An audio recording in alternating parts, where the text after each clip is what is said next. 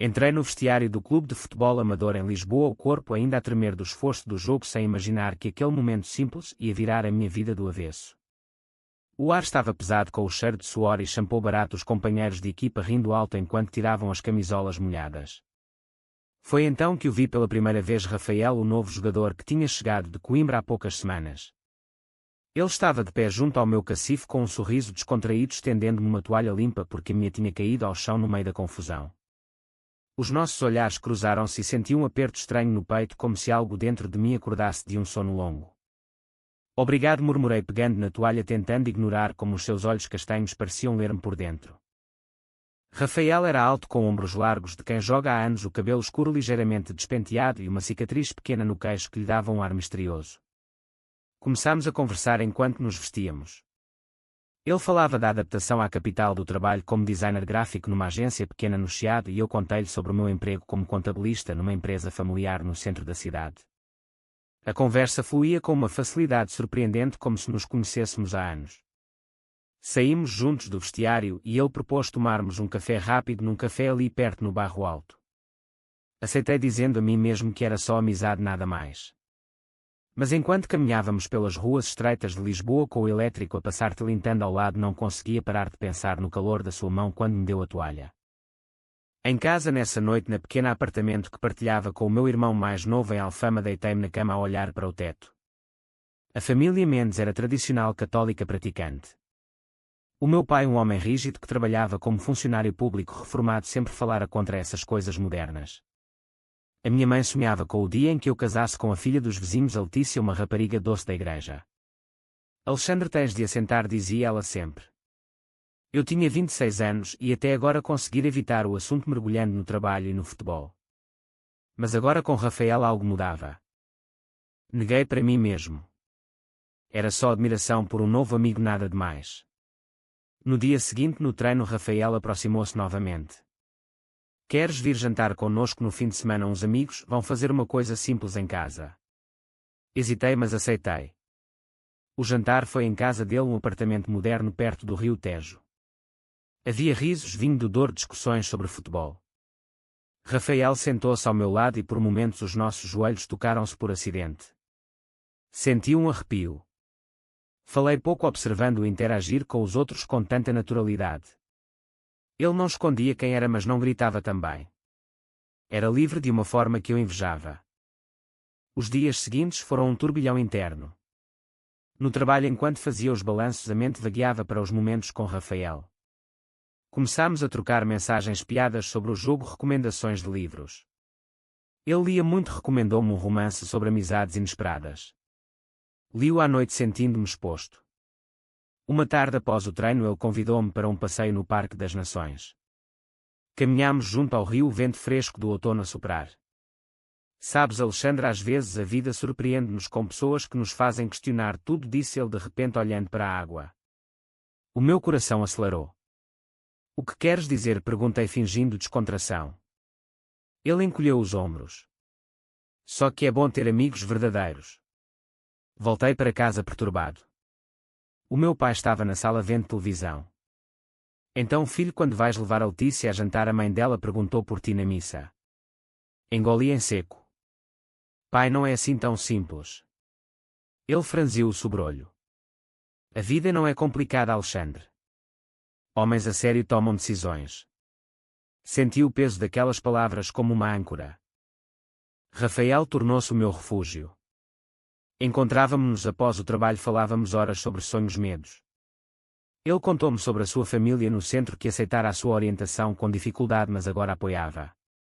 Eu não conseguia abrir-me. O conflito interno crescia, a atração era inegável, mas o medo de perder tudo, família, respeito, lugar na sociedade, paralisava-me. Uma noite após um jogo importante que ganhámos, celebramos no vestiário com palmadas nas costas. Rafael abraçou-me num momento de euforia, o corpo colado ao meu por segundos.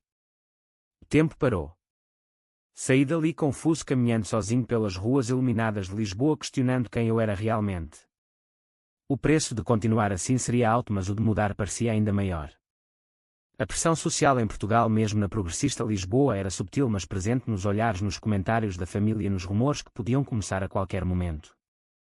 No domingo seguinte o almoço familiar foi ainda mais pesado. A minha mãe serviu o bacalhau com batatas e olhou-me com expectativa. Alexandra Letícia perguntou por ti outra vez. Ela é uma boa rapariga da igreja, vai fazer-te feliz. O meu pai assentiu sem tirar os olhos do prato. Tu tens responsabilidades, filho, não podes andar a vaguear para sempre. Eu baixei a cabeça concordando por fora, mas por dentro sentia o nó apertar. Depois do almoço saí para caminhar sozinho pelo mirador da Senhora do Monte, o vento frio a bater no rosto. Pensei em Rafael, na forma como ele me via sem julgamento.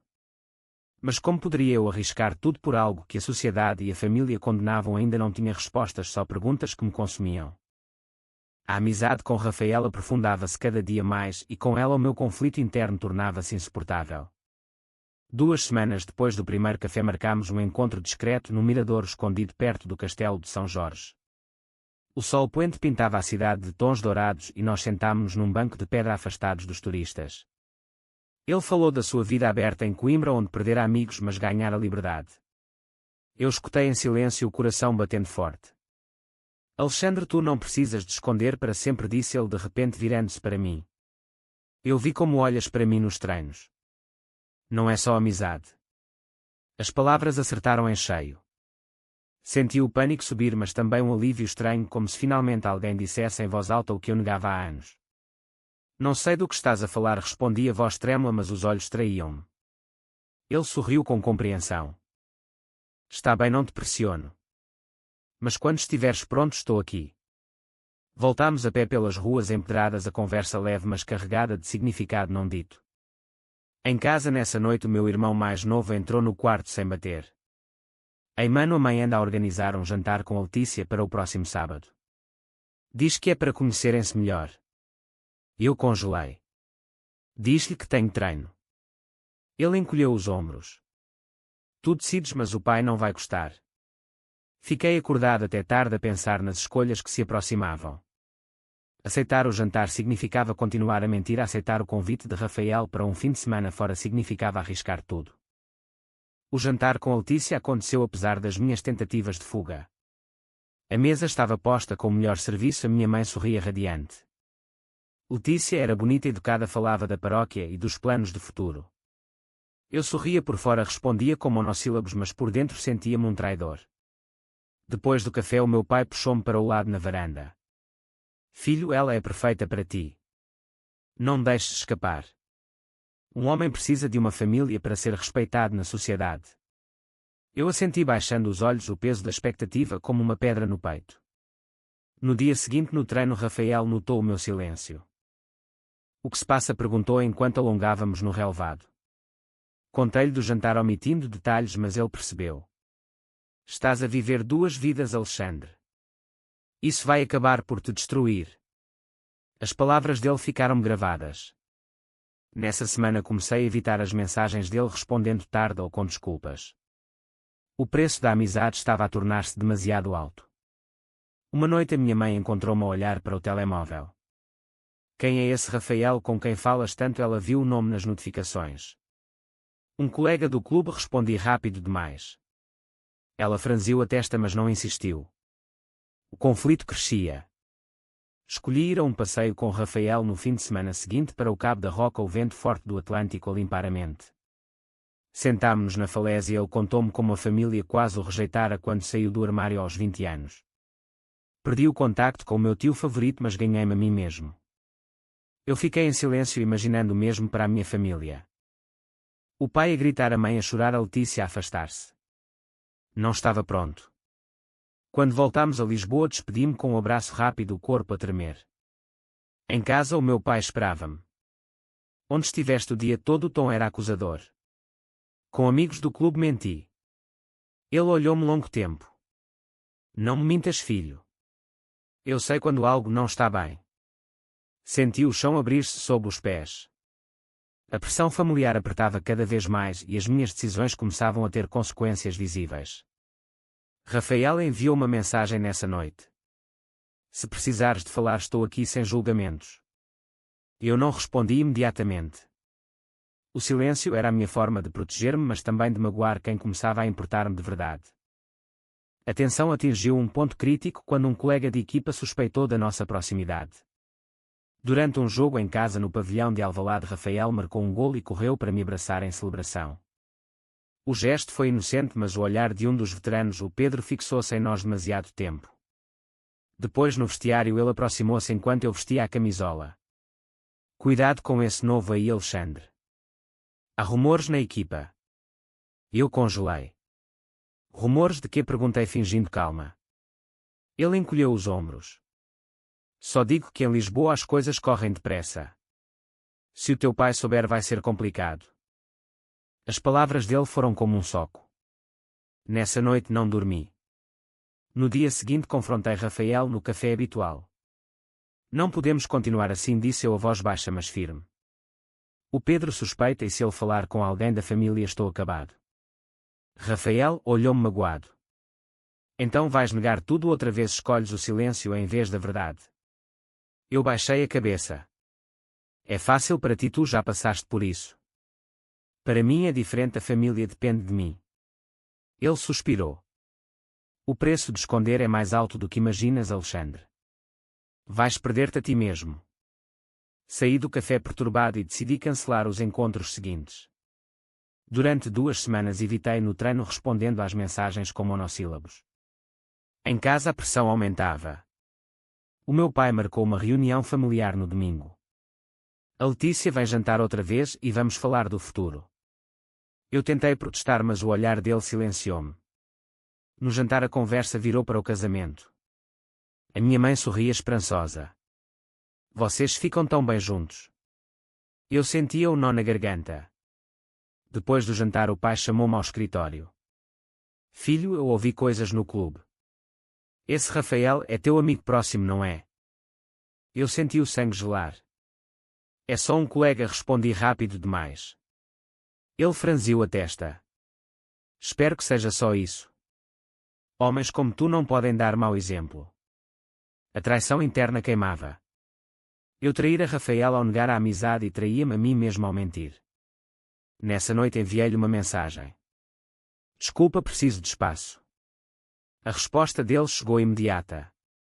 Entendo, mas quando quiseres voltar sabes onde me encontrar. O vazio que senti foi profundo. O conflito moral pesava, as escolhas que fazia magoavam todos à volta. Uma semana depois o Pedro, o colega, falou com o meu pai durante um evento do clube.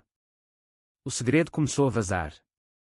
O pai confrontou-me em casa, a voz elevada. O que se passa contigo e esse Rafael? As pessoas falam. Eu neguei tudo, mas o dano estava feito. A mãe chorou, a irmã olhou-me com pena. Escolhi o silêncio mais uma vez, mas o preço começava a ser visível nas olheiras, no apetite perdido, na alegria que desaparecera. Rafael manteve distância, respeitando o meu pedido, mas eu sentia a falta dele como uma ferida aberta. A sociedade em Portugal, embora legalmente avançada, ainda cobrava o seu preço nos círculos tradicionais, e eu pagava-o diariamente com a alma dividida. O clímax chegou numa noite de chuva forte em Lisboa. O meu pai recebeu uma mensagem anónima de um número desconhecido, provavelmente do Pedro, com uma foto nossa no mirador a conversar demasiado perto. Ele entrou no meu quarto sem bater, o rosto vermelho de raiva. Explica-me isto, Alexandre. Eu olhei a foto e o mundo desabou. É só amizade, tentei dizer, mas a voz falhou. Amizade, ele gritou. Na igreja dizem que isso é pecado contra a natureza. A tua mãe está destroçada. A Letícia não quer mais saber. Eu levantei-me, as pernas trêmulas. Pai, eu não escolhi isto. É quem eu sou. Ele deu um passo atrás como se eu o tivesse agredido. Não é minha casa. Arrumei as tuas coisas. Sai. A mãe tentou intervir chorando, mas ele foi intransigente. Passei a noite num hotel barato perto da estação de Santa Apolónia, o telemóvel a vibrar com chamadas perdidas da família. Enviei mensagem a Rafael. Preciso de ti. Ele apareceu meia hora depois, encharcado da chuva. Sentámo-nos no quarto pequeno e eu desabafei tudo, as lágrimas finalmente a cair. Ele ouviu sem julgar, abraçando-me quando o choro apertou. Mas o preço era alto. Perdi o emprego na empresa familiar, o pai cortou o apoio financeiro. Os amigos do clube afastaram-se, exceto 2. A sociedade parecia fechar-se à minha volta, a olhares de lado, comentários sussurrados. Confrontámos a família juntos uma semana depois num café neutro. O pai recusou sentar-se. Não aceito isto na minha família. A mãe chorava em silêncio. Eu escolhi ficar ao lado de Rafael, mas o coração partia-se ao ver a dor deles. A traição veio de dentro quando um primo distante espalhou a notícia na paróquia. O isolamento cresceu. Rafael perdeu um cliente importante por associação. Pagávamos juntos o preço das nossas escolhas.